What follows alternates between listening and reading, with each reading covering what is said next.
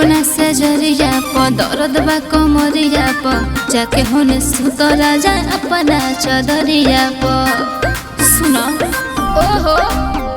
अरे माना ना हमार बतिया धनी कैसे कटी बोल रतिया धनी किया बहने सट बुता दाना बतिया हिली खटिया ए धनी किया बहने सट बुता दाना बतिया हिली खटिया ए धनी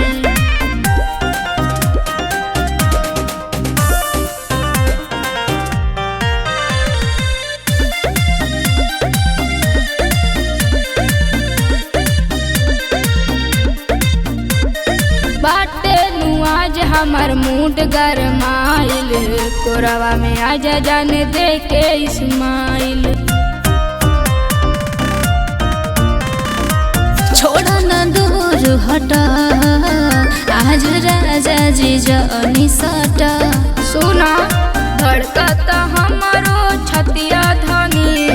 फेरा न तनी करवटिया धनी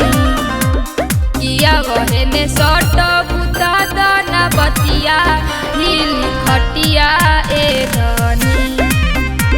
किया बहने सट बुता दाना बतिया हिल खटिया ए धनी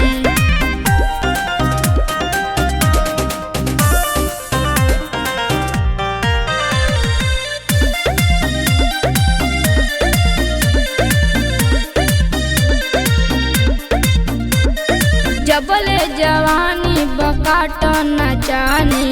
जवन करे मन सुन कल मन मानी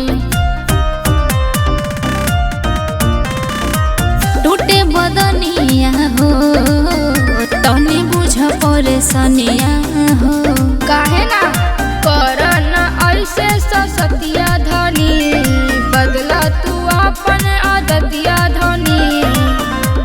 किया बहने सट बुता दाना बतिया हिल खटिया ए धनी अरे हट ना किया बहने सट बुता दाना बतिया हिल खटिया ए धनी।